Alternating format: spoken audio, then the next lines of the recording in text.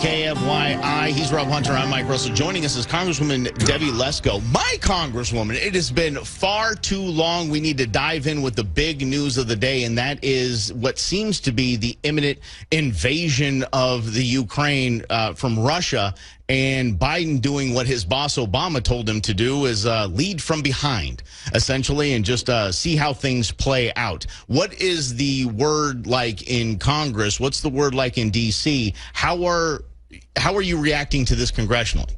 Well, we had a briefing, I think it was last week, and that was with the Secretary of Defense, Austin, the Secretary of State, Blinken, the Joint Chief of Staff, Milley, and the Director of National Intelligence to brief all members of Congress on this.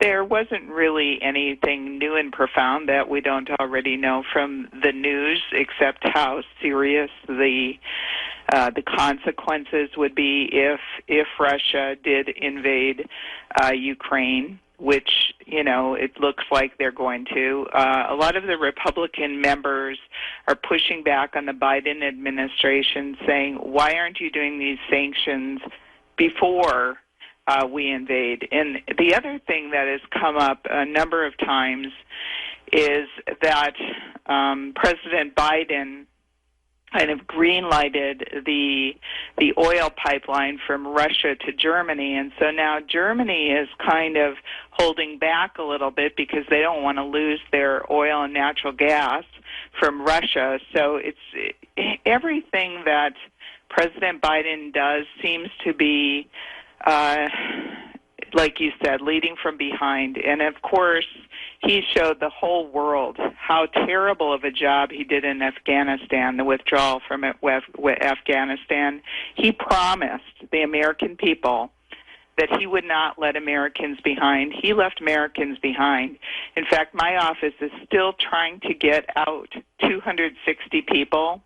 And I asked the Secretary of State right there at that briefing, why aren't you returning our calls? My office is not getting any help from you to help rescue these people, and it's just atrocious. It really is. Yeah, no, Congressman, I have to ask you, sitting across the table from our Secretary of State, Antony Blinken, does that give you any confidence? Does that put any confidence in your heart that he is the right man for the job, that he's actually taking care of America's best interest? Because I see him on TV, we all see him on TV and think, that's the guy? What is it like being in the room with him? Does that give you any confidence? Well, unfortunately, no, it does not. Now, if Pompeo was there, I'd be a little bit more confident. But with Blinken, I mean, it was a miserable failure in Afghanistan, and it's hard to get over that. And he lied. I mean, he lied when he said we were going to get all the Americans out. He said it too, and then we didn't. We left. And so how can we count on him? How can Americans count on the Biden administration when they failed so miserably in Afghanistan? It's just quite a failure. And, you know, the briefings we got said how devastating this invasion will be to the Ukrainian people. And it's very sad. It's very sad. I wish that the United States was in a greater position. I wish we still had President Trump in power, because I know he wouldn't, you know, have let this get to the point that it has. Congressman Debbie Lesko is joining us. Unfortunately, though, we've got Biden in the White House, and we see the results of that. One of the things I find so fascinating, and you've been in Washington now for 4 years, we talked to Congressman Andy Biggs about this. So you know that Blinken lied and Biden lied about Afghanistan, getting people out. As you mentioned, your office is trying to get 260 people out of Afghanistan still. So how difficult is it for the government to actually act? And I guess I'd have a second question about that. Why is it so difficult for you as a congresswoman to get information from your own government? It's bizarre, and we can tie the January 6th commission to that as well. Well, it is very difficult to get information from the government.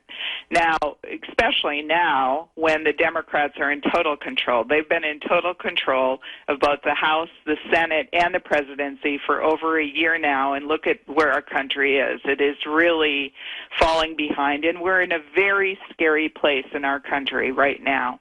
I tell you what, on this whole surveillance program that members of Congress and their staff and visitors to member of Congress have been brought out in 2 Politico articles, we can't get answers on that. We can't find out, well, what exactly is happening?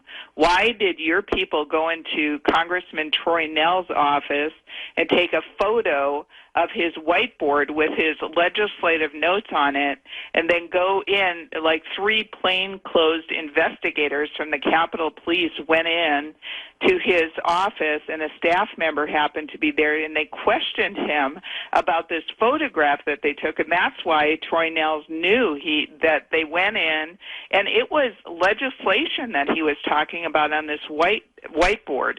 Why is Pelosi doing this? There's a pattern going on here.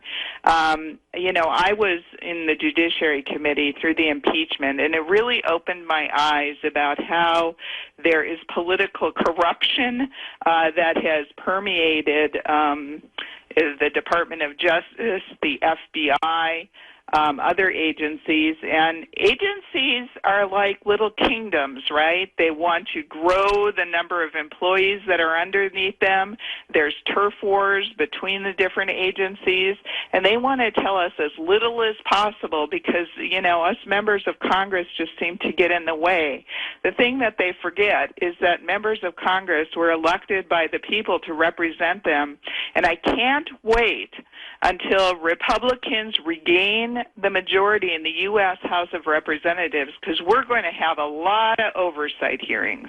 I think we're going to bring in Fauci, and we're going to question him and ask him, how come he gave money to Echo Health Alliance, which then funded the Wuhan lab where COVID-19, I believe, came from.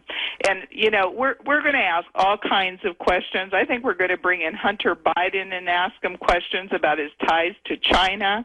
There's a lot of things that I hope that we're going to find out. Unfortunately, they'll probably try to evade us.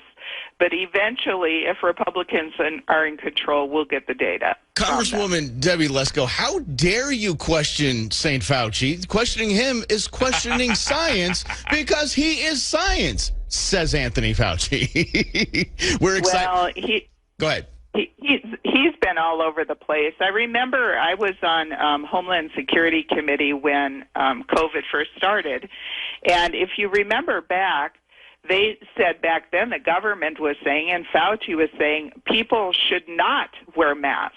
We should not wear masks. And I remember asking the person who was testifying, why shouldn't we wear masks if health workers, you're telling health workers to wear masks? And that woman from the agency said, because we, the common people, don't know how to wear masks properly.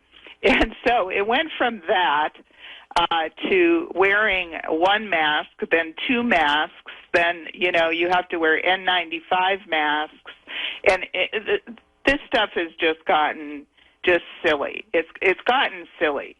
I was in Fry's fruit store yesterday, and, over the loudspeaker, they say, as a reminder, all of our employees wear masks, and unvaccinated people need to wear masks. And I thought, well, what's the difference? It doesn't even make sense, because vaccinated people can get COVID and spread it, and so can unvaccinated. So there's just, none of this stuff makes sense. Well, I'll tell you this. Follow the science and following science, completely 2 different things, right? So following the science is what they tell you to do. Following science is to question everything, but that's not allowed these days. Congresswoman, thank you so much. We appreciate hanging out with you. Thank you. Would love to talk to you again, and thank you to your listeners. Keep up the hope. I think Republicans are going to win back the majority this November, and then we can hold some of these agencies' feet to the fire. I can't wait. Thank you so much, Congresswoman Debbie Lesko.